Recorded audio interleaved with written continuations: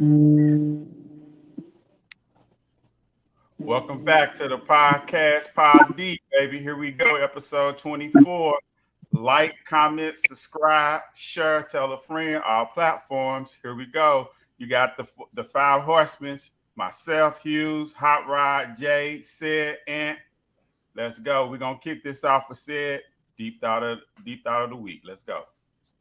All right, boys. Now you have to pick one of these. You have no choice but to pick one of these. All of them get you 5 years in prison, but you got to pick one. Would you rob a bank? 80% chance you'll get caught. Would you rob a church during Sunday service? And there's a 50% chance you'll get caught. Or would you rob a children's charity? And there's a 5% chance that you get caught. You got to pick one. This one pretty easy. Yeah. You robbed the Salvation Army, right? Fuck them kids. I agree with you, Rod. It ain't even a thought. So across the board, I'm robbing the bank. I'm robbing the bank. Well, that's good. We gotta have one good guy in the group, I guess. Yeah, I'm robbing the bank. I don't want. What I don't get, Hughes, you already doing a crime no matter what. You need to do the crime that's going to be the best chance of succeeding. So I can lock the doors and try to not physically take some money, but wire some money, you know what I'm saying, to account, you know. With the daycare, I don't know really how much they got in there. I don't want to, you know. Say, well, you didn't tell us the dollar amounts of each facility, you know. So if I rob the daycare and they only got $100 in there, it's a 5% chance I get caught, but everybody know my face. It ain't a daycare; it's a children's charity. Okay, so you stealing from the kids. Somebody that donated a gang of money to this charity, and you about to clip it. Yeah. So here, I ain't tell y'all my answer. I wouldn't rob a bank. 80% chance I'm gonna get caught. Don't want that. I can't rob from the kids, man. I ain't gonna do that. I can't take from the kids. God. I'm gonna go to Sunday service. I'm trying to hit that link and get out of there. Everybody with their head down praying. You coming up with the strap. Right. What's your pick, Jay? What you got? Rob the children's charity. You know, the 5% chance. Yeah, they'll get those donations back. Yeah. Right. They got insurance. All right, fellas. All right, let's go to the next one. All right, this one, you which pill are you taking? A time traveling pill that will relive the same life experiences that you did in the past, or would you do B? Take this pill, go back in time, and make changes in your past. I'm coming with you, Jared, with this one. Another easy one. Take the pill where you can make changes in your past. Okay. Yeah. I don't want to go back and do the same thing over. Yeah, I'm sure, you know, all of us probably have. I know all of us do have regrets. I'm not even gonna say probably. So yeah, make the changes. What about you, Ant? I keep it the same. I know if I go and take a pill and make a small change somewhere, it can affect everything. May not have your kid, may not be married. I like my life the way it is now. We living, we are all successful. I'm gonna keep that pill the same. If you change something, one of us may not be there. That's a fact. That's a fact. What about you, Sid? I'll redo. I think I'll take the pill. I'll redo. Hopefully, Hopefully, this life has showed me some things that I could do differently, and I know there are some things that I could do differently. hopefully I can be more successful if I redo it. So I would redo it. So you'd be willing to take that chance and risk everything that's going on right now and take that chance? So I was under the assumption that the question meant that you knew how life was going right now. You can go in, you can take a pill, or you can alter what you've become, or some of the things you've done. That's kind of how I read the question. That's correct. What about you, Rodney? Yeah, I'll take the pill and make changes in your past. I mean, as long as you ain't changing the person you meet, you know. No, but I'm gonna put it to you like this: you may change, you may go back, become more successful quicker, but you may not be ready to handle it, and you may end up going down a darker path, being a worse person. But do you have any knowledge of your current life? Oh, no. While you go back and you make this change now, or you going back in the past, whatever. Are you going to have knowledge of your previous life? Because if you don't have any knowledge of your previous life, then who gives a fuck? Yeah, I would think you would have knowledge of your previous life. Because you're taking the pill, so you know right now you're taking the pill, so you know what life is now. And you take that pill and you go back to your younger self, at whatever age you want to go to, and you start changing things. Different people may come into your life, and it could mess it up. But the same token, it could go the other way. You know, you make him meet your wife faster. You make him have your kids sooner. You make him have 2 kids, 2 twins. You know, it goes both ways. Yeah. I'm doing B. I don't think I want to relive what I went through again. I'm doing B, and I'm trying my best to have a better attitude, you know what I'm saying, about it.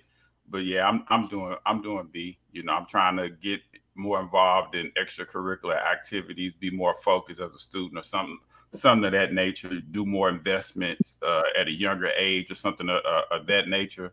But I'm still gonna mess with who I was messing with, you know, that part. I mean, if we got knowledge of our previous life, then shit, there's only really one change to make, you know, like fucking, you know, get on Google or Apple or something.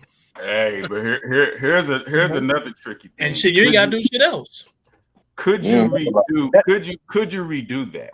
Could you relive, like, you know, like the bad part of your life? Could you have fun and through the bad part, whatever moment of time that was in your life? Could you relive that part?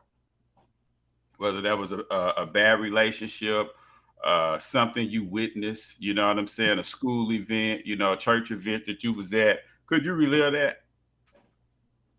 Well, why would you if you can change it? Maybe skip out or something, you know? Yeah. You know, I don't know, that's interesting because, you know, what we went through makes us the kind of people that we are. That's a fact. So, you know, while some of the stuff been terrible that I've been through, some of them, you know, I don't know if I would change it because it kind of gave me perspective of who I am now, helped me live the life that I can live now. But it was a lot. You're right, but there's a lot of hurtful things that went on. That's what I was saying. Like, you got to go through that, and if you go back and change and take away some of that stuff, are you the same person you are today? Yeah, that's a fact. That's part of, I guess, the grass is green on the other side of type of theory. You know, you do roll the dice. You know, going back and trying to, you know, change that. So I just wanted to throw that out there. But for me, my perspective, I'm not changing what someone else did or a scenario that happened to me. I'm changing my actions. So, like, for instance, you know, there was a cat that grew up across the street from me, and, you know what I'm saying, he was slow, you know what I'm saying? And if it was just me and him around, we were playing and, you know, doing whatever. But when others came around, you know what I'm saying, then that's when they would start clowning him. So me, you know, I'm weak. So I'm like, well, I join in with them. You know what I'm saying? 5 minutes before they showed up, I was playing with them. But now when they show up, you know what I'm saying, I'm falling in with the crowd and I'm clowning them. So just simple, like little things like that would be some of the things that I would change. It wouldn't necessarily be a bad relationship or I wish I never met this person. So, you know, it would just be more so for me, it would be my actions toward others. Like for me, yeah. For me, Rodney, you just potted deep. You just went deep on the pot. You just potted deep. That was a good one. Okay. But Rodney, I usually do that once every episode. That's a good one. But Rodney, at the same token, did that make you the person now you aware of that? Ain't that make you the same? Ain't you able to tell that lesson to your grandson or tell that lesson to your son because it made you the person that you are? Right. That's what I said. But couldn't I have got to that conclusion earlier? I think you got to live it. I think you got to go through that. But just as simple as I could have stood up and told those dudes like, hey, chill the fuck out, man. Y'all ain't got a clown. You know, that's my partner right there. That's my friend. You know what I'm saying? I could have stood it. I could have been that change right there. I could have been that voice of change for them. Yeah, I get that. I see. I understand how that can affect you, looking at those moments like that. The only thing that I would go back in time to do, if I had the choice, was to warn or bring back Wayne and Ducky. You know, some kind of way to get them back. But what if it was their time? No matter what if it was just their time to go? I mean, I know it was their time. I know how much they meant. That's what I would go back to get them. But what if you do that and they still end up dying? Because it was their time. You couldn't prevent. That's the chance I was willing to take. Okay. I get you. Okay. All right. That was a good one. All right, let's move on to the next topic. Okay. This is a superpower as a kid that you always wanted. And let's use that as an adult. I'll go first. So as a kid, I always wanted this ability to like teleport. But as an adult, what I would do with that, instead of like taking like the train or taking like the airplane, my vacation, I would just teleport to where I want to go. I wouldn't have no more anxiety being in the airport, no shit like that. I just pack my bags, hold my hand, teleport to where I wanted to go. I'm coming with you, Jay, since you smiling. What's the superpower you wanted as a kid? I want to run fast. So I can run real fast and grab that slow kid Rodney was over there bullying and bring him over to our neighborhood and then run his ass back when they left. So you want to be the Flash? Yeah, run fast. I can run in the bank and steal some money or rob that charity. Yeah, I get you. What about you, Sid? You know, man, that's crazy. I don't know what I want to fly as a kid. I don't know how the fuck that's gonna be as an adult, but you know what I'm saying? That's what I want. I want to fly. I want to be like Superman. I want to fly. But thinking about that, one thing I would like to have as an adult is like Professor X, be a mind reader. I would like to know what people are thinking. I think that's one of the coolest things you can, understand a human mind, understand what people are thinking. So get into somebody's head. Huh? Get into their head and manipulate them? Sort of, but even just not even manipulate for me, just kind of know what somebody is thinking, man, at all times. So I know that's what different. About you, Ryan?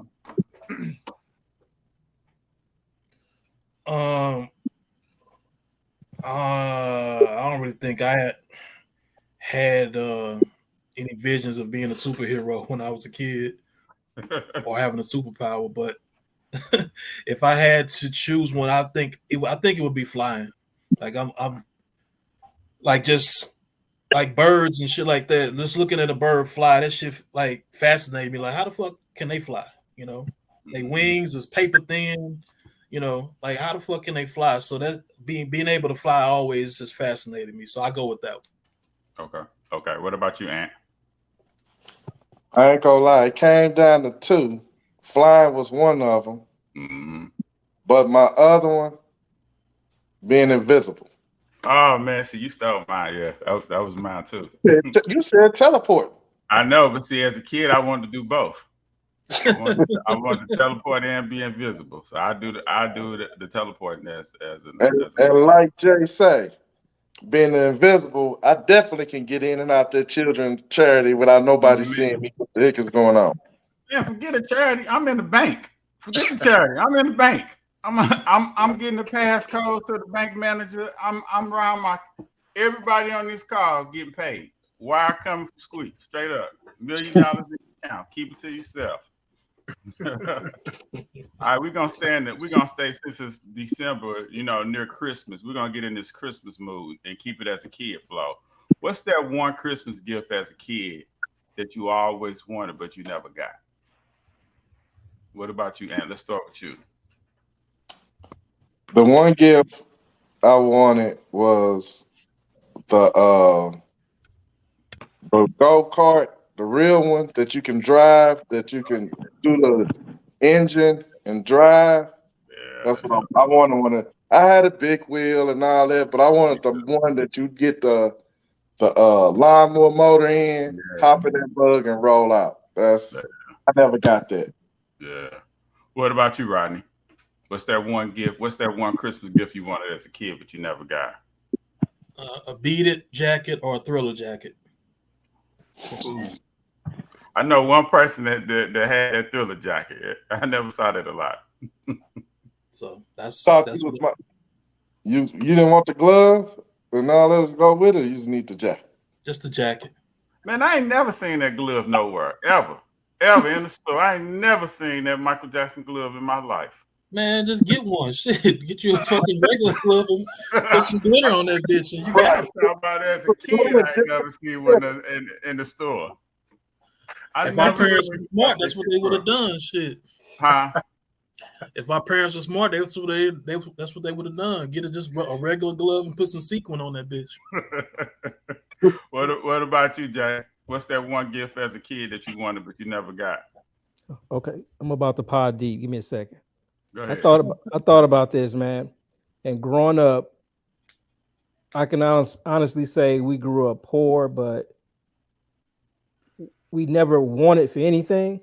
Mm-hmm.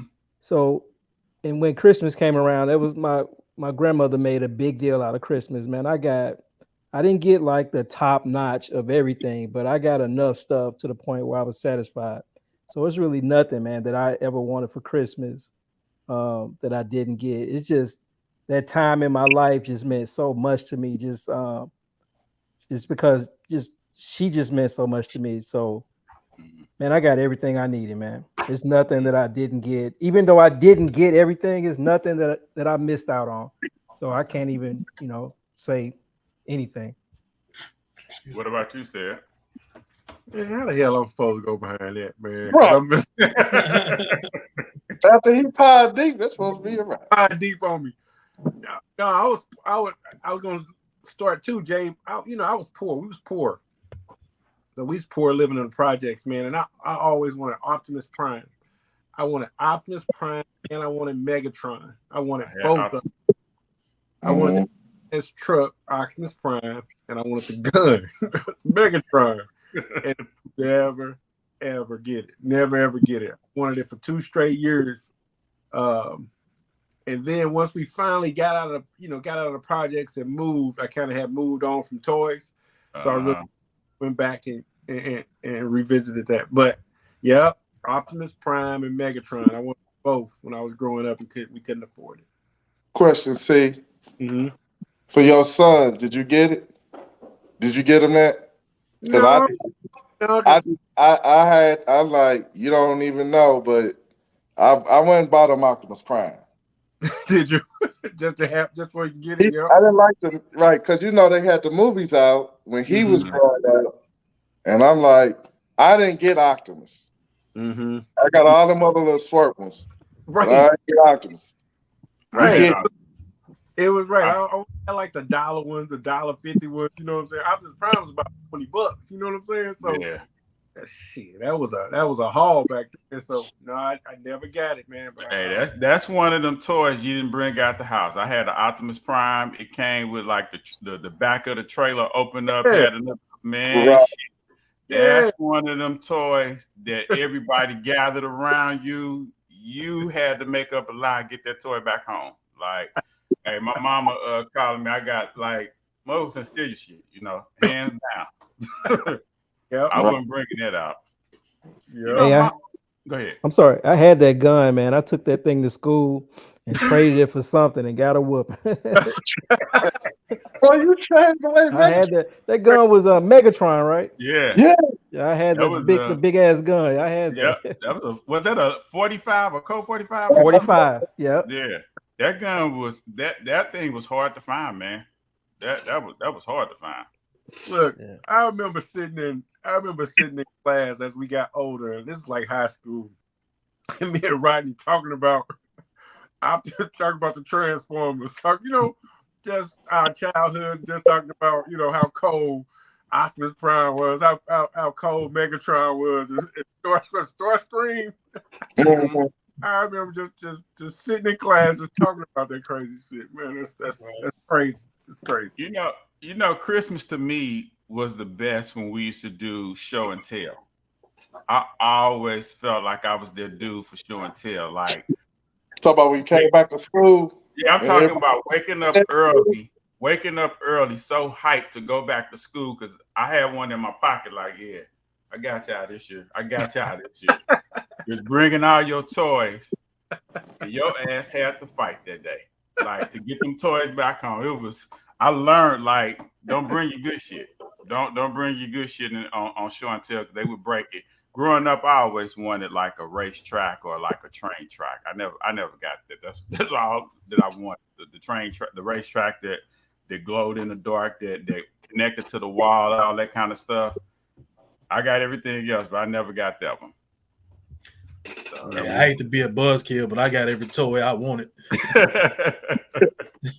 I got everything. I mean, I was the only kid for 10 years, so right. I was able to get everything. I had to think about it too, but for the most part, I got what I wanted to. That's good.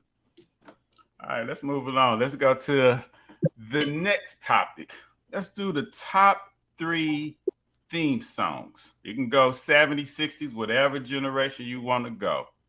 What's your top 3 theme songs? Sitcoms. Let's go, Sid. What you got?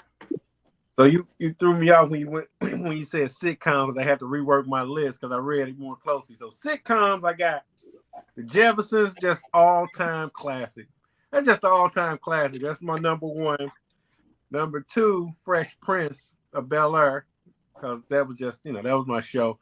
And my favorite show of all time. I don't know if it was a dope intro for it, but Martin is my 3rd, just because I just love that show. Yep. All right, that's good. That's a good list. What you got, Ant? Y'all gonna drive me on this one. Friends. I don't remember that one. The Cosbys. Fresh Prince. Okay. I used to look forward to the Cosbys because every season it'd be something new. Right. So that they used to thrill me, and then Fresh Prince is just Fresh Prince. That's the best one for me. All right, what you got, Rodney? I got Golden Girls number 1. Damn right. You hum a little part of it. How did it go? The Golden Thank Girls. you for being a friend. Travel down the road, back again. Party is true. Yeah, that's on my list.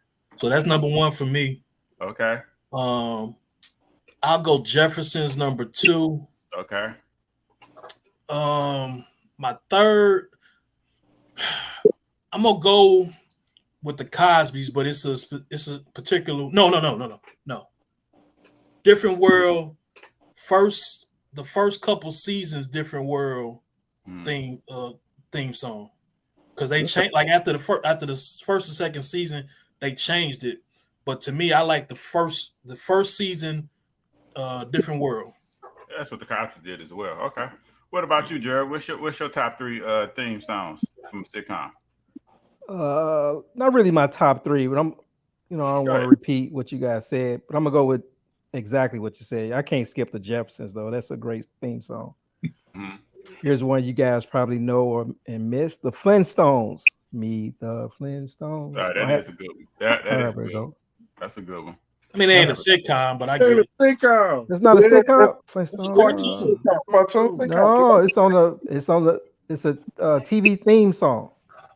50 best TV theme songs. But he said his question is sitcom. Sitcom theme song. So Oh, I'll come take on, that. You take that. Yeah. Take that one out. Flintstones. Put it in Sanford and Son. Oh Shit, yeah, that's just music. that's That's music. instrumental. That ain't no dun, dun, dun, dun, No, dun, that's a dun, theme dun. song. That's a That's thing. a Okay. theme song. You already know what time it is. Okay. So those are your three?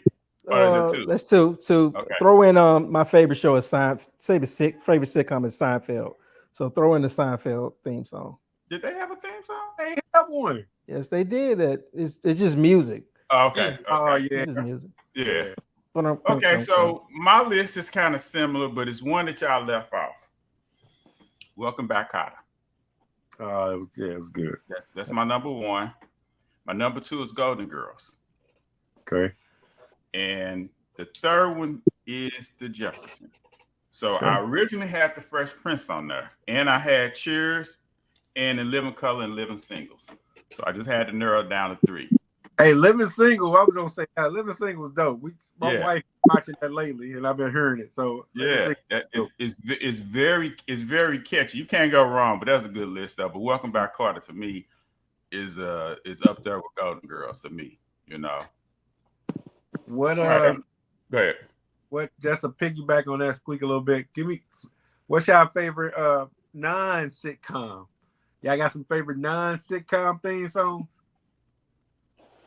I don't know what's a theme song for something that's not a sitcom. Like, what's an example of a non-sitcom? Like mine is Power. Like I love Power as the intro. Like Yeah, me too. Me that's dope. too. That's a sitcom. That's a sitcom. No, it's not. That's a sitcom. A sitcom is a situational comedy. Sitcom. Power is a drama. Right. Yeah. Sitcom. Hold on. Yeah. Situational comedy. I'm trying to think Sometimes. outside of Power, 'cause that's a good one. I don't. It's think- just a song. You like the song. The song. It's is dope. good. It's good. It's a good. I like Hill Street Blues. I like Yeah. there's a couple of them. You write about a sitcom definition. Hughes, did you mean a sitcom or did you mean TV show? I said sitcom. Okay. But you can remember whatever you want. I got one out of left field. The Fall Guy. I don't think I heard that one. And remember it. Yeah, I told you, it's out of the blue. I remember watching it as a kid. And The Fall Guy, it's Lee Majors. He starred in it. Mm-hmm. Yeah, That's a great show. What about Hawaii Five-0 or The Wire? Y5O, yeah. Y5O is classic. Mm-hmm. Y5O is good. I know Knight Rider did. It was just music, but I love that. You know, the Knight Rider theme song. Whenever it came on, you know, I could be in the basement. I heard that little sound. I'm running. I had to watch that. But like I said, Dukes of Hazzard had a catchy one too. Oh yeah, they did. Yeah.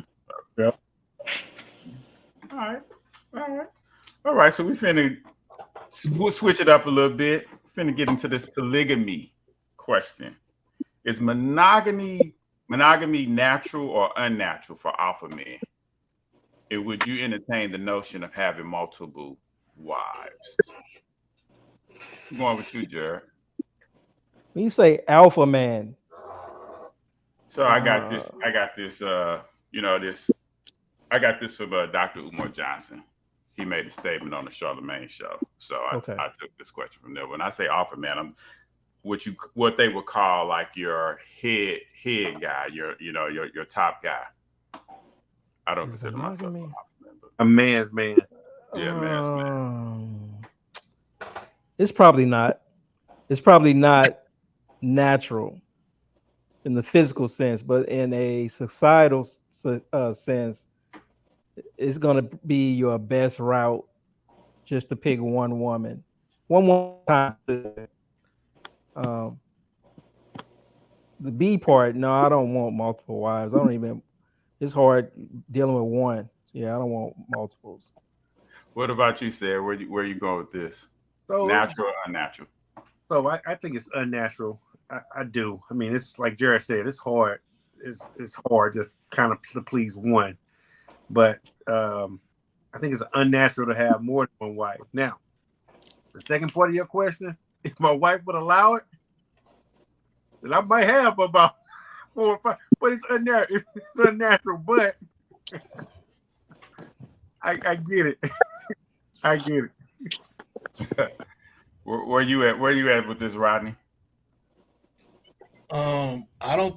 Well, I don't mean to dissect your question, but I don't. You can take alpha men out of it, Okay. and just is it unnatural for men in general? Shit, I guess it depends on where you at, because polygamy is wide. You know, is very widespread in Africa, Western Africa. You know, polygamy is dominant. I mean, it's a dominant culture there. So if you ask them, then shit, they gonna tell you hell no, it ain't natural to to have one woman. So it's kind of how, to me, it's where you grew up, what culture you grew up in, and it'll shape your opinion on that. What about for you? For me, yeah, if you could, if it was acceptable. Is it natural, unnatural?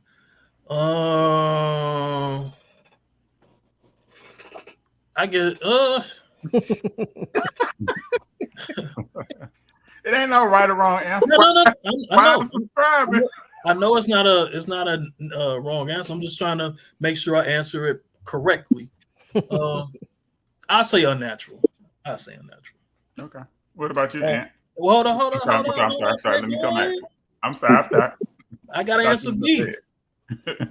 So B, would I want to have multiple wives? I couldn't go more than 2. Why just 2? Huh? Why just 2? Man, I can't manage 7, 8 wives. Shit. Right. I got a closet full of shoes over here. Like, I bought them and I liked them, but I only wear them once or twice. A year maybe. A woman can't. That ain't gonna work for a woman. I give her a little time once. Once or twice a month. Them first 2 wives, yeah, they gonna be good, but that 6th, 7th, they gonna be cheating on me. Because I ain't gonna have no time for them, man. Hard out here for a pimp. All right. What about you, Ant? So, for me, I believe if you're trying to live your life holy, then it's got to be natural for you. Otherwise, you're gonna keep messing up. So I'm gonna say monogamy is natural, because if you trying to live your life holy like that, and you're really trying to live your life like that, it's got to be natural. Right. As far as having multiple wives, I don't think it's possible, because all of them want all your time. So I'm not about to stress myself out even more trying to deal with even a second one, or let alone, because you got to give all your time to that one wife. And the moment if you do 6 days a week with the one wife and gone with the second wife on one day, man, it just it ain't working for me. So, nah. For me, in my early 20s, my answer would have been unnatural for monogamy. That's how ignorant I was in my head, and just the immature side of me. As I mature, and like you said, in society world, the answer for me is unnatural. Would I ever do multiple wives? Nah, not really. It's very difficult just for one. So, even if I was like a billionaire, I don't know if that's what I would want to do.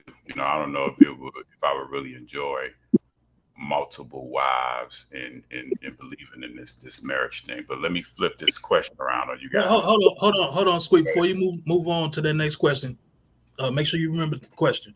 Say it. So me and you, we said we'll take multiple wives. I said I'm gonna cap it at 2. What's your cap? Right. Shit, I ain't got no cap. Whatever. Okay. You got that 20 of them up there, If it's look, my wife gonna kill me. But if it's good, if it's legal, I mean, if it's not legal, but if it's accepted and everybody good with it, Mm-hmm. I wouldn't have a limit. Okay. I would. Yeah. I'm definitely You gonna said cap y'all mine at should be 2. a whole big old family. Huh? So all the wives living with you. Yeah. I don't know logistics wise. I don't know about that. Logistics What wise. about you, Rod? Is your 2 wives living with you? Or they got to be separate? We living together. We living together. I mean, ain't no sense in being separate. So I'm gonna flip this question on y'all. Would you be able? No. Would you now hear me out? Would you be able to marry a woman that has multiple husbands and you're just one? Y'all not living together, but she has another husband. You're just one of them. I don't think Would you gotta you finish be- that question, Squeak. So let me pick your top celebrity, and would you share her? Pick your top celebrity that your main lady give you a pass with. Would you share her? Hell no. No. My dog. Not your. Okay. Nah. If that was society, what about you, Jared? Would you marry a woman that has another husband?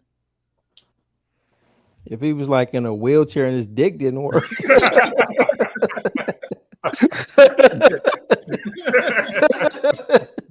I mean, you get limited time. You get limited time with her. Y'all have a house, but she got duties to him, and she got duties to you. Could you stand that marriage like that? And that's a no for you, Rodney. What about you, Ant? Is that a no for you? Or No. yes? That's a heck no. No. Heck no. Yeah. I What agree. about you? Yeah, that's a no for me. No matter how Okay. attractive, no matter how attractive that person Straighten me is. out, because you sound like you was on the side of that fence for a minute. Nah, well, see, I wanted. He got his line on the. He got his name on the line. Now, I wanted to give the listeners and the women out there a chance to have the roles reversed, so they can kind of hear where we coming from as men and stuff like that. You can remove the alpha men out, but just as men, what we standing for, like we not saying we doing it, but just would you tolerate it? No, I wouldn't. We gotta get a woman on the show, man. Let me remix that one. Go ahead. A bad woman, $10 million who likes to, 20 million who likes to spend on you, buy you stuff, take care of you. You couldn't share her? So if I'm in my early 20s, not my age where I'm at right now, 40 plus, I'm gonna say yes to that because I was ignorant in that time frame of my life. You know what I'm saying? So I would say yes to that. But where I'm at right now, where I want love and I want my wife all to myself, nah, I couldn't participate in nothing like that. I probably wouldn't take it serious, honestly, in my ignorance, Hold on. I'm gonna remix that even more. Forget about age. Forget about age. I mean, you single, right? Forget about your relationships and your families now. But if you're a single man, you run across a broad that want to give you, who want to spend, who was a millionaire, billionaire, or whatever, and wants to spend on you. You tripping off what she doing? What else she doing?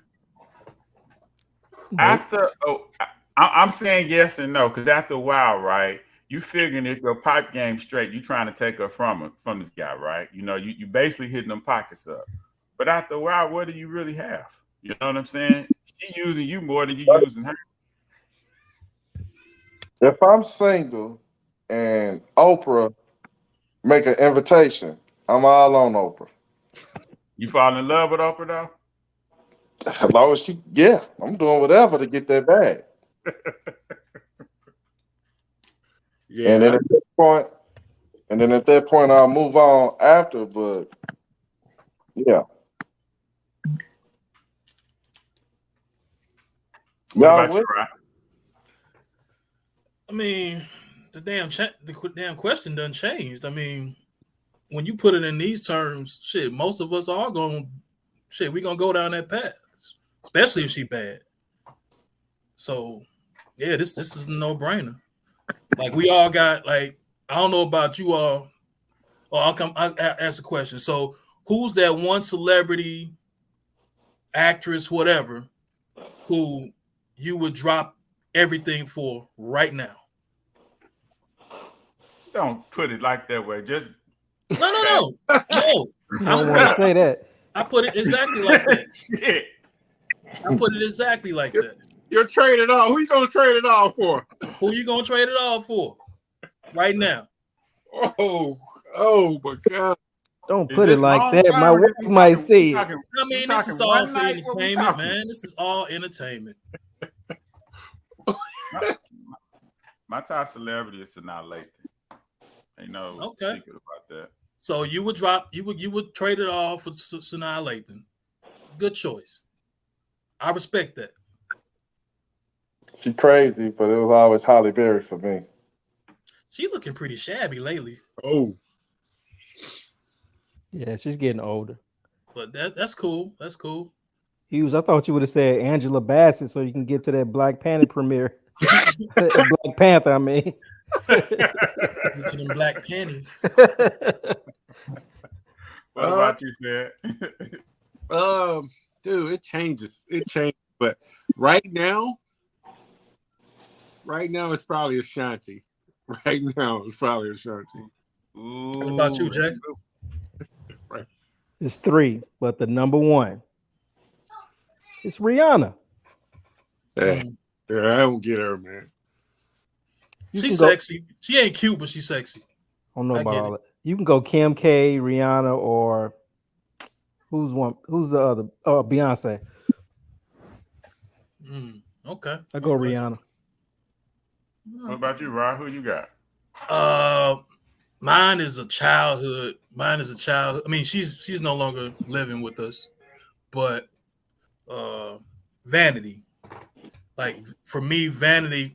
I've been in love with Vanity for 40 years, and I've never been able to run across one that even resemble her. But if I did, I'd risk it all. Hey, what about that other chick that he ended up marrying, Mataye or something like that? Wasn't she close looking to Vanity? Not to me. Oh, not to me. He clearly had a type. Oh yeah, no doubt. But nah, she didn't like it. It's always been Vanity for me. Okay. Let's move it along and switch this up to the NFL week number 15. Now that one, who's hot and who's not? Everybody know that. Titans, baby. You know who? 49. 49ers, that's your hot team. So what's the team that's not hot?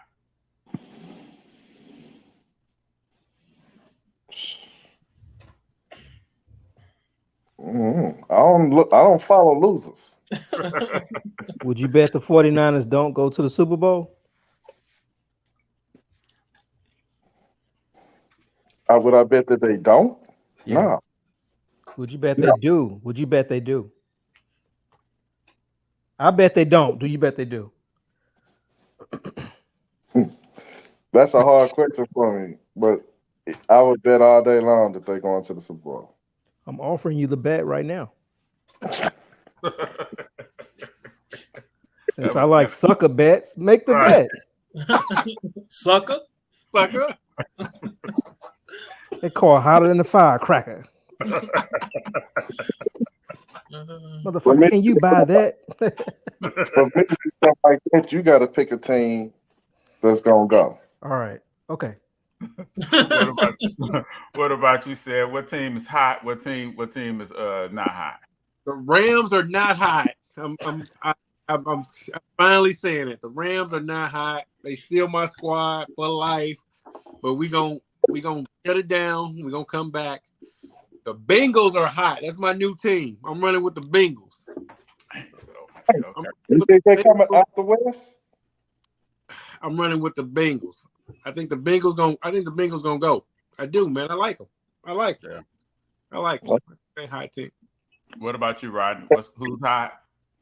Who's not? Yeah, that was mine. The Bengals, and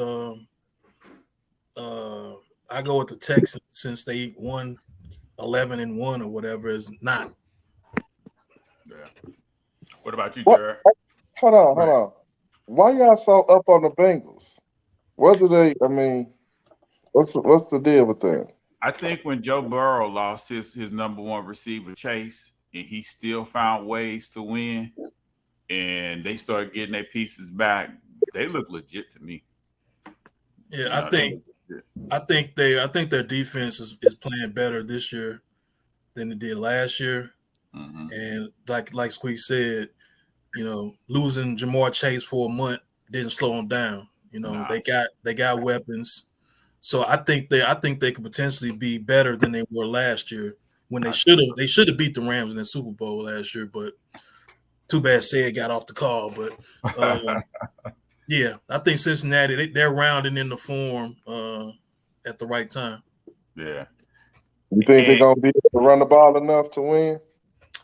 Yeah. Mixon's not a bad. Yeah, Joe Mixon is good. Shit. Yeah, he's not a bad running back at all. P. Ryan. They try to throw it around too much. Once they get all their weapons back, they try to sling it a little too much for me. Yeah, but that slinging it is only to two people. Because Tyler Boyd, he don't get no love.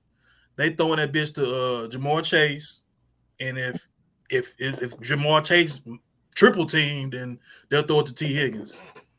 Right. For my high, I have two teams. I got and it's only 7-3. I'm sorry, it's only 7-3 on this game. Ant. In favor of who? 49ers. Okay. I ain't worried about it. Seahawks ain't bad. If you really look at it, Seahawks is the second best team in the division. They're not bad. I mean, that ain't saying much when you got the Rams and the Cardinals in your division. They 7-6, but I get it. Go ahead, Jay. Who you got? Who's hot? Who's not? Not hot. The Broncos, but I'm not down on the Broncos all the way. I want to see if they can bounce back next year. Mm-hmm. Okay. Yeah. Side note: is Russell Wilson washed? Yes. No. Yes. I don't think so. Yes. Washed. She's done. Yes. He don't look good. He got exposed. Seattle did a lot to cover his stuff up and to play to his style. He went to a new team. He got exposed. He's not even an average quarterback. He looked chubby. He looked slow. He looked dumb. I mean, I don't think he's bouncing back from this. He's done. He won't see another Pro Bowl ever again, and he may not make it as a starter ever again. Well, shit, he could play well, and he's not going to see a Pro Bowl because of where he's at. You got 4 quarterbacks that you can name off the top of your head that's better than him. In the West, what you got, Mahomes? No, I'm saying just off the top of my head, Mahomes, Burrow, Allen, Herbert, Lamar. That's 5. Lamar. Nah, I wouldn't take Lamar for him. He playing better this year, but I wouldn't take Lamar for him. When Lamar's healthy, he's better than Russell Wilson is right now. He haven't achieved anything. He can't even get out of no damn playoffs. Russell Wilson ain't achieved shit. Not this year. He haven't. Shit. He got a Ever. He got a Super Bowl ring. The Seahawks got a Super Bowl. Oh man, you stop that. What did he do for that championship. He didn't fuck it up. Kept them drivers line. He didn't fuck it up. That's all he did. When the ball was placed in his hands to make it happen, Seattle hasn't won shit, and that's why he with Denver. I disagree. I respectfully disagree on that. Who won? Who has a unanimous MVP? Lamar Jackson. Lamar Jackson. Russell Wilson, he never got an MVP vote. What did he do the year he got the unanimous MVP? He lost. Exactly. And Russell Wilson, and as soon as Seattle didn't have the Legion of Boom, that's what Russell Wilson does. Man, Russell Wilson would have two. He would have 2 Super Bowl rings if Pete Carroll he didn't throw that interception. Shit, if he would have audible out that damn play, now I blame him for that one. That was not a good decision on his part. You know. What I'm saying is he's been an average quarterback on a great team. That's how they got to the Super Bowl. When the defense left, they just been average, and Russell Wilson ain't took them nowhere. So Lamar is the Legion of Boom. They have been struggling to make the playoffs at best.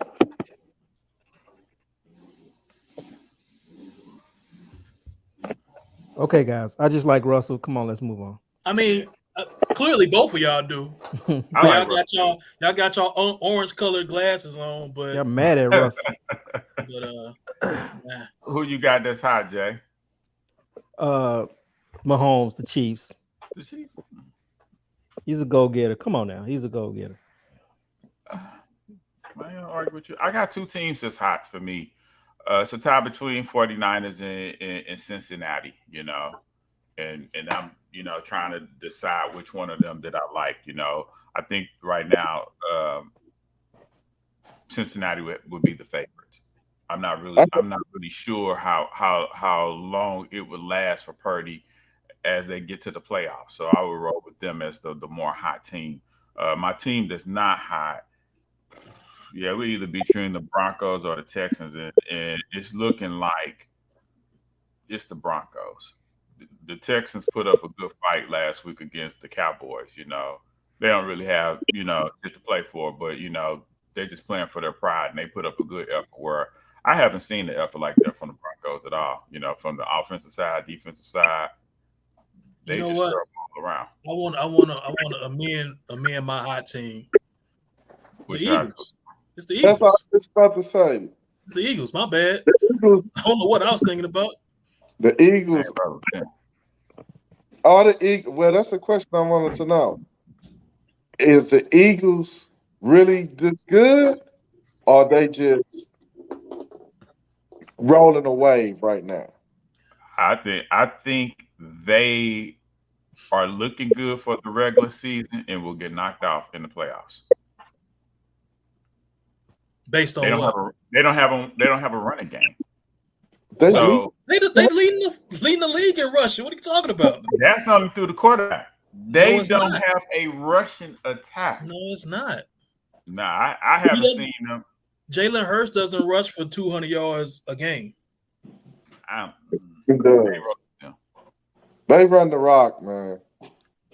They're leading the league in rushing, and it's not just because of him. Right. Next to the 49ers, they're the most physical team that you're going to see. Them, the Titans, and the 49ers, they're the most physical teams you're going to see on offense. As far as like running the ball, stuff like that. And they got better options than the 49ers. So I mean, I know they got McCaffrey now, but with AJ Brown, Devontae Smith, and when they get Dallas Goedert back, along with Miles Sanders and that rotation they got, they tough. Yeah.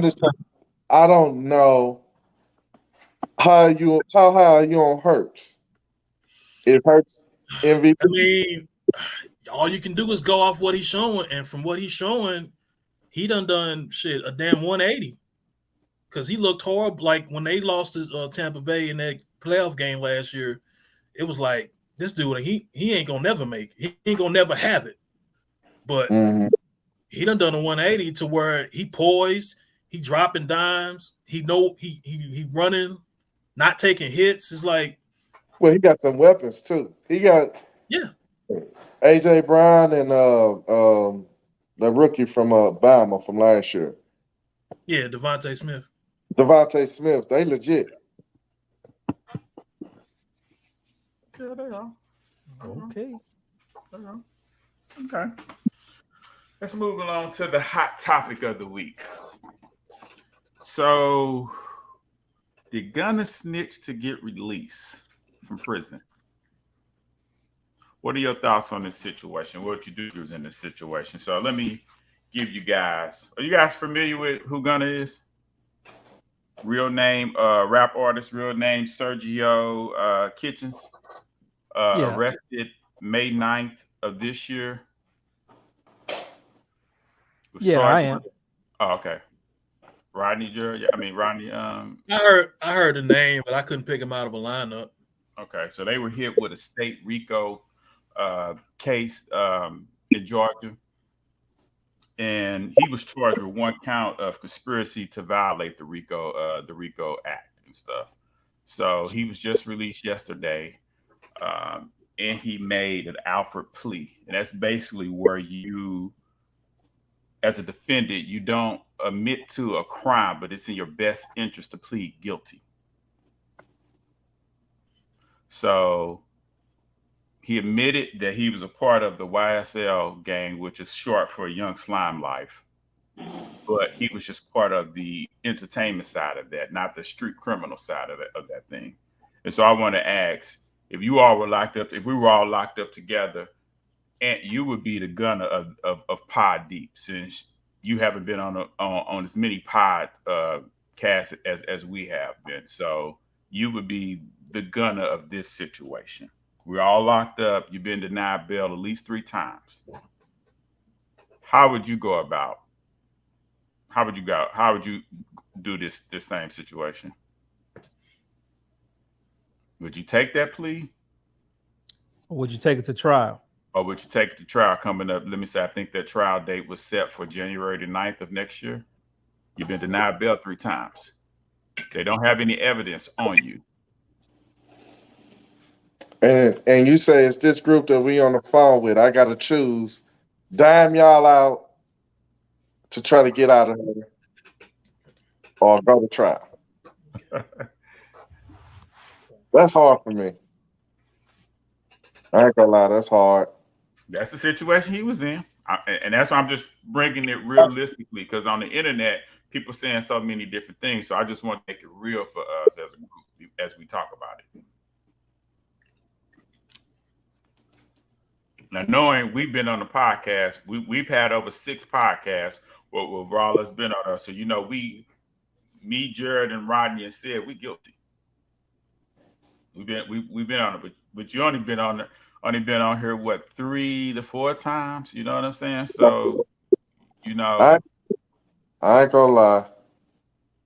I wouldn't want to, but I probably would have dimed y'all out and got up out of there. What about you, Jared? In this situation, do you feel Gunna snitch, and what are you doing in this same situation? Okay. I'm going to give my answer, and then immediately after I give my answer, I'm going to flip-flop. Okay. So I'm just telling you now. Okay. Technically, he really didn't snitch. They know they're a gang. They caught him in the car with drugs and guns. He admitted, they made him, admit that in court. That's pretty much all he admitted to. Yes, they're a gang. Did you get caught in his car with the gun and hydrocodone? A couple other things he had to, agree to being guilty on. But he didn't say, hey, Young Thug shot so-and-so. This one did that. This one did that. But he released a statement saying that he didn't snitch. He does not plan on testifying against anybody. But of course, the next day, the YouTube detectives and lawyers pulled up the paperwork. And in his official paperwork, he agreed to testify if they called him back later. So he did agree to testify, in the future. He said he didn't in like an Instagram post, but his official paperwork says he's obligated to testify.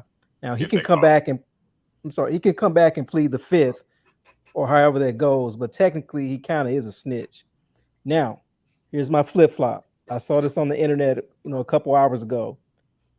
I don't think we can technically call him a snitch until Young Thug calls him a snitch. He may have had a conversation with him and said, "You know what? Say what you need to say. I don't think it's going to hurt us. You're not really involved like that. Just say what you need to say to get out." If he has Young Thug's blessing and that comes out, then we cannot call him a snitch. So that's how I feel about it. What about your thoughts, Rodney, on this? I mean, I don't get it. This whole like everybody snitches. Like from all the top bosses and drug lords and everything, when they get caught, ultimately they snitch. So I don't understand why people are so uptight about it. I mean, don't nobody keep that G code. That being said, I don't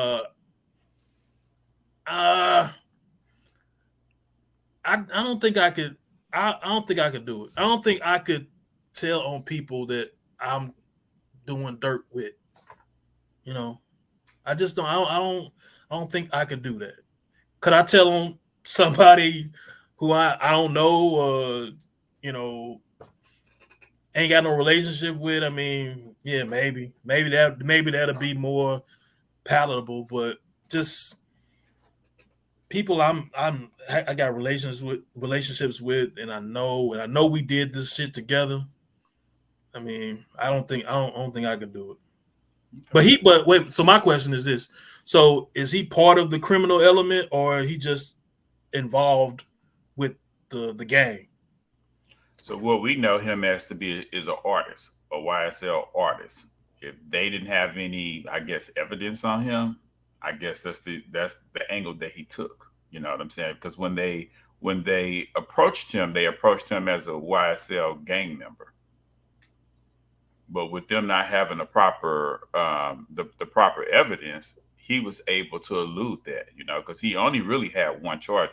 It was like 28 or 28 to 30 individuals that were gathered up on that RICO charge, and he only had one charge.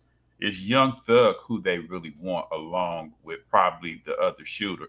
I think this also goes back to Lil Wayne's situation where Lil Wayne tour bus was shot up, and they're saying that Young Thug was behind that. Young Thug is trying to get his get released as well, because I believe that rental car information that they didn't have the proper measurements to get that actual evidence. So they have illegal evidence against Young Thug, but they have the details though of who was involved. So that once you say Young Thug got the majority of the charges, and Gunna got one charge. So what is that one charge? What does that sentence carry? For Gunna, you mean? Yeah. I don't know if it's a RICO and he has the charge to commit conspiracy to violate the RICO. I'm assuming with that, and it's a state case, I'm assuming with that being 10 to 15 years. I think it's less than that, Rodney. I think I know where you're going. I think it's less than that. I could be wrong. But Rodney, for your argument that I think you want to make, let's say it's 5 years. Because what he ended up getting was 5 years, basically probation. Yeah, 5 years, 1 year wait, 1 year suspended sentence and all that. Yeah. I mean, no, 1 year time served. Yeah. And 4 years suspended sentence with community service. Right. 500 hours of community service. So put that into perspective. You're looking at 5 years max. Do you tell or do you ride it out? I think you got to ride it out. So, because perception goes a long motherfucking way. Yeah, I agree. You got to ride that 5. You got to ride that out. Well, because you're looking at 2.5. Yeah, 3 maybe. I kind of agree with you, Jared. in a sense, if him and Young Thug had the game plan of this, Gunna, they don't got nothing on you. What you can do is get out and tour and make money and put money on our books and take care of our family. They don't have shit on you, so you should be able to make bond. Well, the reason they wouldn't give Young Gunna the bond is because they was trying to say that he would have the ability to intimidate witnesses. But there's also another individual that was also released as well before Gunna, and I believe he is probably like a manager or something like that, or maybe the CEO of YSL or some of that nature. He was also released and took like a plea as well. So if we have a conversation, as long as we talking and everybody know, it should not be a big deal. You know, if they do, and talking as if I'm Gunner. If they call me to trial and I'm testifying, and I know I got to live in this city, and I can't keep a weapon on me because of probation, I'm pleading the fifth on that stand. Now you're right, a perception does go a long way, but if you realize that they forced him into that plea, you know, even though here we are December, what is it, 14th, 15th, and that trial was in maybe 2-3 weeks from now, still dude been locked up since May with no other than that one conspiracy charge that they couldn't tell him what he did, and it was he was all the more reason to eat that. All the more reason, because the streets don't care about what Young Thug told him or potentially told him. They don't care about that shit. That's true. But does it change anything if Young Thug get out as well? But if he, and the other members are still in there. But if he facing the majority of the charges and he get out, then shit, he had to say something. Yeah, he's not getting it. That's the news today is that he is about to get out, but he's not getting out. Man, they caught him with a switch. They caught him with lean, a bunch of bottles of lean and guns at his house when they went to lock him up. So he's not getting out. He's not getting out. If he gets out on that RICO charge, he's going to pick up federal charges. He's done, man. And that's the one thing I was finna put out here with you all. So I mentioned that they're being charged for a state RICO. See, this is the tricky thing about it. You can go through this whole process state-wise and then turn around and have to repeat this whole process from a federal RICO charge. That's where this is very tricky. You know what I'm saying?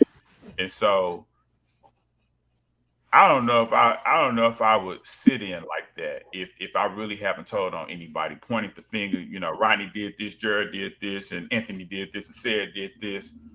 I can live with myself knowing that I didn't tell on you all. You know what I'm saying? And it's not like I would, try to forget you all, but I definitely would be trying to, help free you all. You know what I'm saying? Like, and you're right, Jared. His statement did kind of contradict itself. It didn't state the true essence of. He did agree to testify, but he said he didn't. You know what I'm saying? That's part of his agreement. Mm-hmm. I don't think. Go ahead. You guys want to see his plea? You want to go multimedia for a second? I think I can play the video. Let me see if I can play it. I became affiliated with YSL around 2016. Is that true as it pertains to you, Mr. Kitchens? Yes, ma'am. YSL is a music label and a gang, and you have personal knowledge that members or associates of YSL have committed crimes in furtherance of the gang. Yes, ma'am.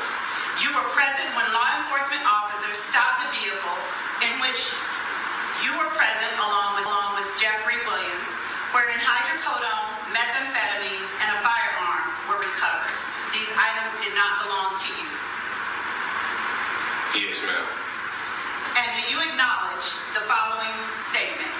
I recognize, accept, and deeply regret that my talent and music indirectly furthered YSL the gang to the detriment of my community. YSL as a gang must end. Is that your statement or acknowledgement? Yes. All right, that's it. Yes, ma'am. Keep that armed security with you. Yeah. I mean, today's youth, they changed their word snitch so many times. You know, to me, the word snitching is this: we all together, we all do get caught, and I tell on each one of you all. To me, that's snitching. But if I'm a citizen and you all attack me and I call and you know tell on you all, that's not snitching. You know, or I see you all do a crime, but I'm not with you all, that's not snitching to me. You guys agree or you disagree, or give me your version of what you call snitching. Let's start with you, Ant. What's your version of snitching? Part of it and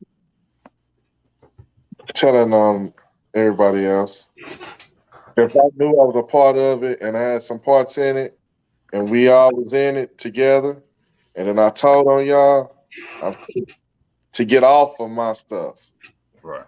If I done had nothing to do with it and y'all three just clowning, and now I'm getting caught in under like fake, that ain't snitching. That just y'all got caught, and I'm not about to take time for y'all mistaken I didn't do nothing. So that's how I feel. What about you, Jared? What's your definition of snitching? Yeah, just any telling on anybody. Um, you know, when you had something to do with it, even if you don't have something to do with it, and you tell, you can be considered a snitch. But none of us are not street people. We're not gang members or street people. Right. So those rules don't really apply to us unless we are involved, in my opinion. Right. So, you know, that's how I feel about it. What about you, Rodney? What's your definition of snitching? Yeah, I mean, I'm in agreement with everybody else. You know, when you doing dirt and you tell on motherfuckers, you snitching. Right.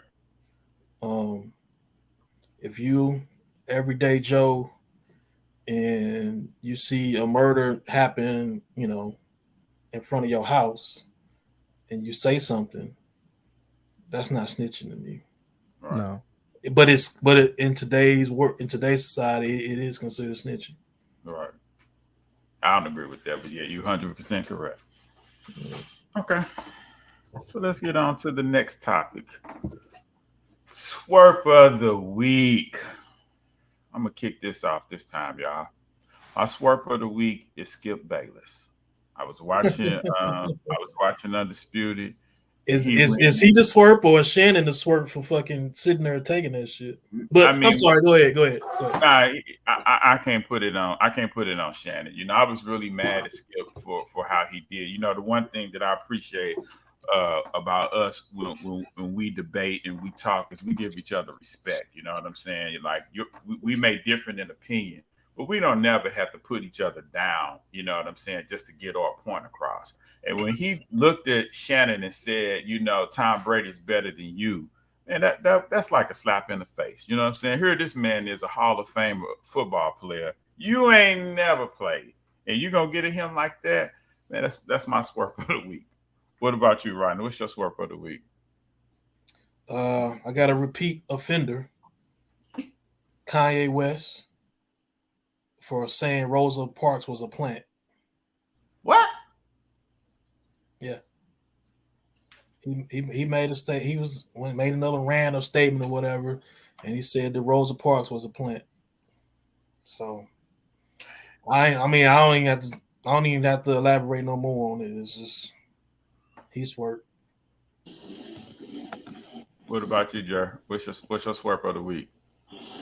My swerp of the week is people currently being caught and arrested, charged for getting those PPE loans. Is that it? PPP? Yeah. 3P. 3 Ps? PPP? Yeah. Puss. Getting caught with these damn loans, making up fake businesses. You know, talking about they have 400 employees with $3 million payroll.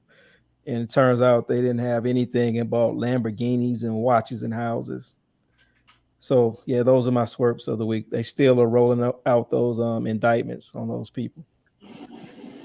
You know that them line saying that you don't have to pay it back, I think enticed a lot of people, and that was only for the individuals that was doing going about that the right way. and the scammers got hold to that, and The scammers gonna scam. yeah, that's a fact. Talking about free money, they gonna find a way to get it. Yeah, that's a fact. What about you, Ant? What's your swerve of the week? My swerve for the week is everybody calling Dion a sellout, and then people saying that he sold out blacks and all that stuff. They swerved. Come on, elaborate on that. What you feel about it? You feel do you feel like it was a good move for Dion? Do you feel like it was a bad move for HBCs? Give me your opinion on that. I feel he leveling up. If you gonna, it ain't like he turned down HCBUs or whatever you call them. He didn't get the blueprint that even at that level you can get people in there if you want to, but it's gonna take all of our people that got power and influence to do so. Right. But in the meantime, he done leveled up. Right. He got his son. He done leveled his son up. He's trying to get his son. I asked one person, could he ever win a Heisman at Jackson State? No. No. So what he do? I don't care what numbers he put up. He can never win a Heisman now. He can at Colorado. He getting paid handsomely. He can do more at Colorado. And a sellout, everybody want to be. I don't think it's a sellout. I just think that he just leveled up. It'd be different. Would it have been different if he went to the pros? Would they still be calling him a sellout? You mean leaving Jackson State and going directly to an NFL team? Correct. Yeah. Is that a sellout? No, I don't think so. He leveling up, and the bad part about it, I just think he doing this smart. He playing with house money. If he goes to Colorado, win, he's the great GOAT. He great, and he gonna go up.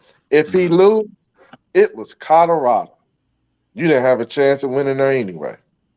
So he has a 5-year plan with the Colorado 5-year contract, right? Do you think Right. he should have stayed at Jackson State for 5 years, or 3 years is what you got what you got? Opportunity is about the timing. Right. He's never going to be hotter than he is right now. Right now is when he got the most. At Jackson State, he couldn't get no more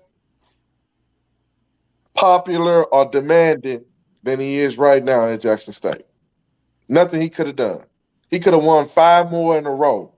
It still wouldn't have been hotter than it was now, where he got the #1 player from last year. He getting recruits. He got his son. Now was the perfect time when all the stars aligned for him to leave and level up. He went to Colorado. If he'd have went to Auburn, he would have had to win. And where if he would have lost, he would have been exposed. He's going to Colorado. If he loses in Colorado in 5 years, nobody going to say nothing. They're going to say it was Colorado. But that's not what he's promoting. He's promoting he talking about winning. He ain't talking about just changing young men's lives.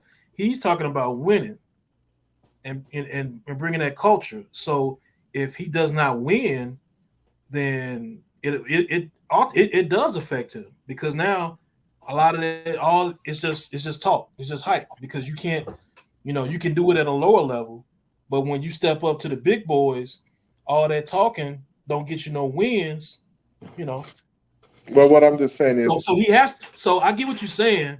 He bringing prime time to Colorado, but they ultimately have to win. true that. But what I'm saying, even if they don't win, he still will have enough buzz to where he can go to Auburn or one of them type of school, a power team, a team that's already there. Because How?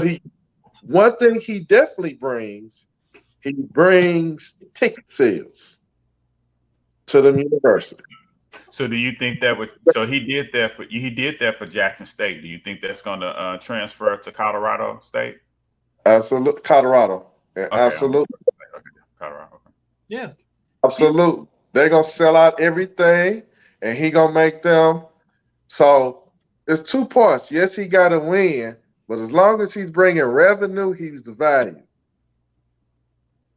You make a So good point. It's about that revenue more than it is the win. If a losing coach can bring money in, they'll still keep you. yeah, if he can keep them selling out games and stay on that level, But if you're not, so if you're losing, if your program is not, if you don't have a successful program, how are your how can I phrase this? I get what So you're saying, Rodney. if your players if your some players point, aren't performing and they're not going on to the next level like you promote, what am I coming to see? Like he has a 2-year grace period. mm-hmm. He has a 2-year grace period where he can do no wrong. Everyone's going to come out to see him. But that third year, if it's not translating to success, then a lot of that other shit is going to wane. I think me and you saying the same thing. Without the wins, the tickets, the money just stops. Yeah, that's a fact. It becomes uninteresting. That's a fact. But the question I had for y'all was, y'all all seen this first interview with Colorado, right? Do you think he was wrong in the way he came to them? Hey, our listeners need to go back to episode 23. We talked about this. Go ahead. What's your opinion? And we talked about this in episode 23. What's your opinion? Do I think he was wrong? Just a little bit. Okay. Only because first day you come out and you tell all of them hop in the portal because I'm bringing everybody. I'm bringing everybody with me.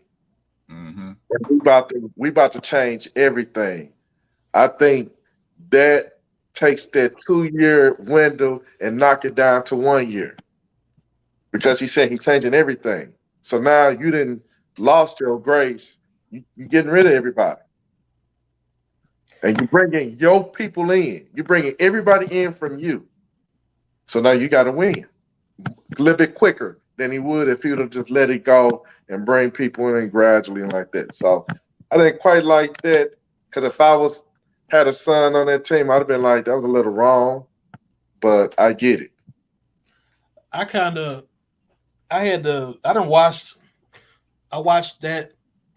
watched his introductory press conference. Introductory talk to those players. I watched it 2 or 3 times, and I've watched all the other videos of him and interactions. I think that's strategic. Him saying, "Look, y'all go hit the portal, please, because that's gonna save me the trouble of having to get rid of him." I think that's just strategic and like, okay, and we talked about this earlier. Mm-hmm. Who gonna sit there and be like, well, I guess I better hit that portal then since he bringing in his guys. I better hit that portal, or you gonna have the others just like, shit, bring them. Okay, you bringing your people, shit. They ain't taking my spot. You know what I'm saying? So I think that's strategic. Like he trying to see, who we got, and those who run to the portal, that automatically lets him know, like, okay, y'all weren't ready anyway. Yeah, y'all weren't ready, so we don't need you. That's exactly what he's doing. He trying to sniff the dogs out, and you know what I'm saying? He trying to see which one of his players gonna bark and growl. If you're not a real dog, you gonna tuck your tail and you gonna run. If you're a real dog, you gonna bark, just like Rodney said. The only thing that was kind of like, damn, is coming in and saying that his son is the starting quarterback. Like, nothing wrong with that either. Nothing wrong with that. It's the same I thought that was more dad talking than yeah. But you ain't dad though. You ain't dad. You coach. Listen, he could want it so bad for his son, but like we all have children. You know what I'm saying? But if Michael Jordan is there and I'm the head coach, yeah, I don't want to put my son. I want to put my son over Jordan, but I don't know if my damn son can outplay Michael Jordan. You I know what I'm think saying? I think you're right. He was strategic in that he ain't trying to have no battle with his son. He wanted the other dude to go. Yeah, but he also want his son to step the hell up, knowing that listen, you did it at Jackson State. You're gonna have to up it up coming here. You're gonna have a bigger stage and a bigger spotlight coming your way. Well, that's not what then you don't come out and say he the starting quarterback then. You do, you put the pressure. If that's what you're trying to get him to do, then you don't come in and say he's starting quarterback. Yeah, you say that in public, but in private, you have a different conversation for him. You See, say it that's in public, in private, you're gonna have a different conversation for him. I think he left Jackson strictly for his son. And that's the reason why. I think he took his son to Jackson to play, to get the time that he need early on. Like a Now junior he's a junior, senior year to be ready. Because he could have went to wherever and he probably would have been on the bench a couple of years. That's a fact. That's a fact. That's a smart move. That's why when I say people talking about he sold out this and this, his first priority is his son. Yeah, I totally agree. Yeah, it's just I don't know. I'm looking at it. I get all that, but it kind of rubs me the wrong way. Like to me, you still have to have that. Like I shouldn't be able to, as a player on that team, I shouldn't be able to look at you and your son and be like, he automatically got it, gonna choose him over me. I understand that's how the dynamic go, but I shouldn't be able to see it and hear it. Well, the one thing I can respect out of it, and I'll be dealing with this with my son when he be playing sports. At least he telling you right off the flip the truth. So now, why waste a year? Like if you was that other kid, why waste a year? You already know he bringing his son in to start. But it's a difference when it's the quarterback because the quarterback is the leader of the team. He's the leader of the team. So if it's a starting corner or starting left tackle, that shit really don't mean nothing. But when you walk in and you automatically say this is the starting quarterback of your team, that makes a statement. And you support your son to the fullest. I get that, but if I'm on that team, I'm like, yeah, I already see how this shit finna go. And, right. and another thing, and I hate to sound like fucking a grumpy father or some shit, but I watch these videos, right, of him in Jackson State or whatever, and him at Colorado, and his son is right there everywhere he go, right there beside him. And I get it, you his son, but damn, at some point you got to turn that off to me, and be coach, because it, just perception wise, like as a player, it's like you gonna automatically know that okay, he can't do no wrong. Daddy ball at the highest level. Huh? Daddy ball at the highest level. Daddy ball. That's what they call it. Yeah. Yeah. As a player, regardless of who the coach is, they're gonna talk about that, but you have to earn the respect of the players when you're the coach's son. You're gonna get tested. Your father has put a bullseye on your back. You know what I'm saying? So if you smack, go. When I was coaching my son, you got a different kind of expectation, right? Because you putting in all the work on the field, at home, and all of that. Dion is pushing all his chips in on his son. Mm-hmm. That's what all he did was say, son, I'm betting on you. Right. So right now, I'm pushing all the chips in. Be ready, because they coming after you. The only way you're going to get out of this is you got to shine bright. All right, so let's look at it like this. I'm going to go around the table. Jared, what would you do if you had a son in the same situation? You had the ability that Dion had. Would you go that same route, or would you just try to stay at Jackson State? No. You try to elevate yourself and your son's chances of making it to the league. So yeah, you go that route. But let me ask you another question. But If his son can't perform, is mediocre, do you think he sticks with him for a whole season or two, or does he bench his son and replace him? I think you're gonna have to bench him because he's gonna catch media attention. The answer to that question is who the backup. Right. The answer to that question is if they don't have no top recruit behind him, they're in for the season. If they got a 5-star recruit freshman, then you got to start thinking. But if they don't have nobody behind them, he in for the season no matter what. And you have to look at the scenario if there's a local guy, a high school phenom local guy there that had the big write-up, and then here Deion come with his son, and you're going to have those newspaper and news channels and the media going in like, we want to see our guy play. He's going to have to, his son's going to have to perform. You know what I'm saying? Deion can hype the team up as much as he wants, but his son has to perform. And there's nowhere around that. What would you do in that scenario, Rodney? You doing what Deion doing, or you doing something different?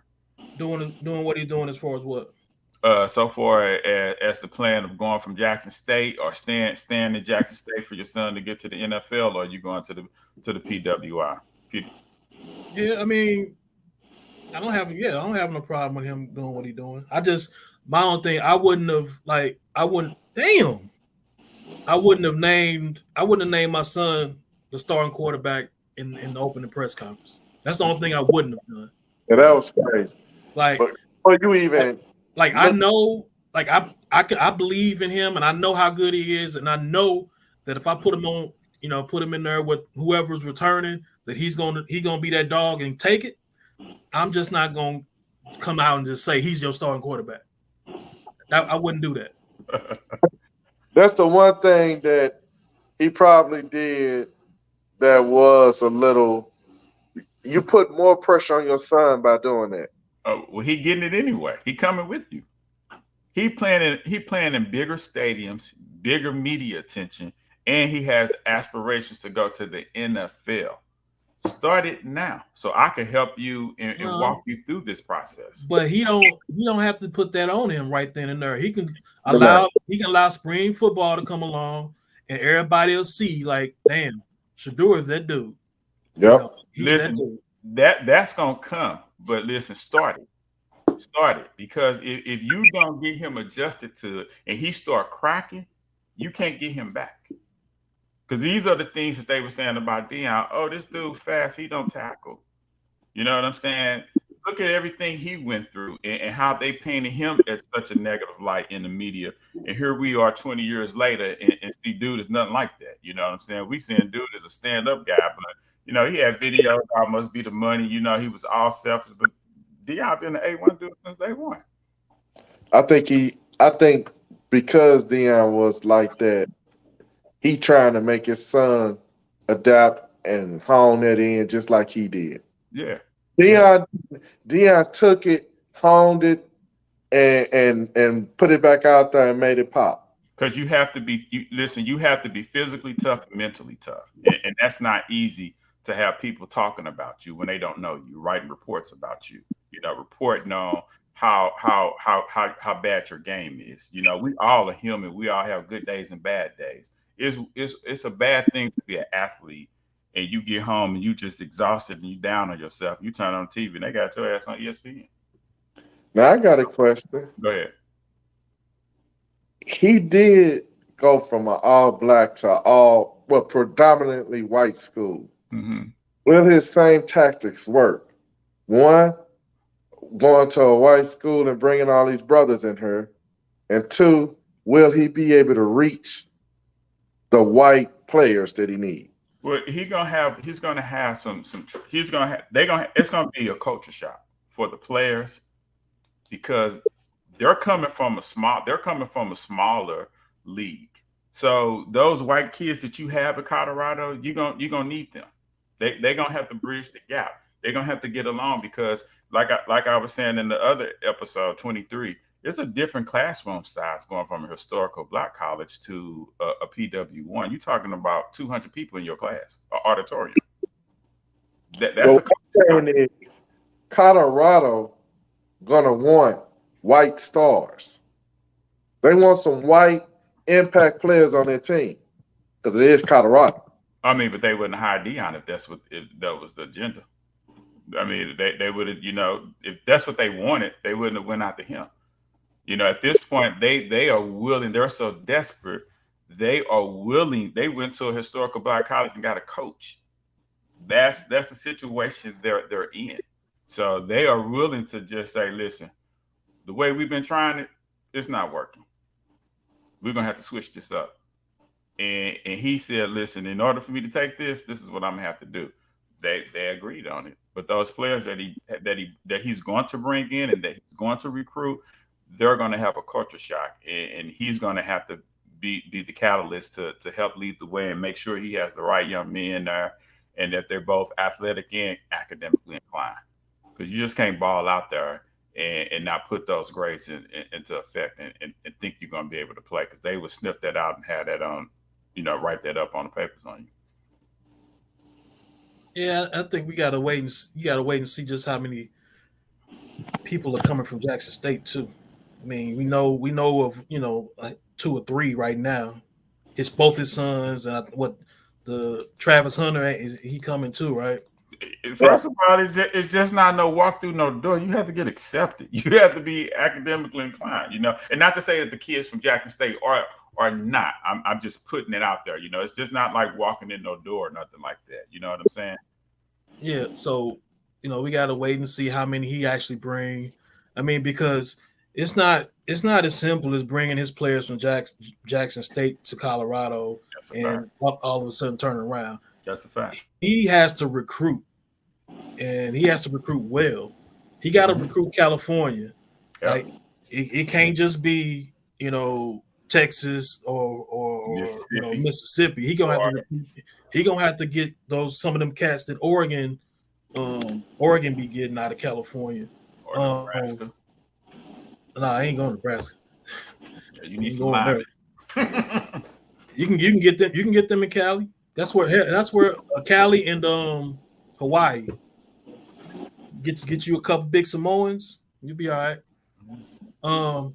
But as far as his message, like that was like one of my questions I think that I had in our previous podcast. Mm-hmm. His message and how will it go over with white players? And after watching some videos, it's like all he's saying is we're gonna work hard. You're gonna have discipline. We're gonna work hard, and we're gonna try to get you to the league. Ultimately, that's what his message is. Now, if he talk about Louis and there's some rappers in the locker room sometimes, that is what it is. But I think his ultimate message is, it goes over well with anybody. Discipline, play smart, be tough, be a dog, and win ball games, and then eventually you go on to the next level. So. Yeah. That's just regular football jargon, Right. Well, question is, will y'all be tuning in to more Colorado games now that he died? No doubt. I will. I didn't watch him in Jackson State, so yeah, I watched him. I ain't gonna watch him in Colorado. I'm definitely a fan. I'm definitely a supporter. I never watched Jackson State until he got there, so I definitely be supporting and pulling for him and Shador and his other son and stuff. They got my blessings. They got my blessings, but they ain't gonna get my viewership right away though. I'll be on it. Well, folks, this is our episode 24. You know what I'm saying? Like, subscribe, comment, tell a friend, share. This is Pod Deep. Remember, with great powers come great responsibilities. Pod Deep, episode 24. All right. Peace. Now, peace.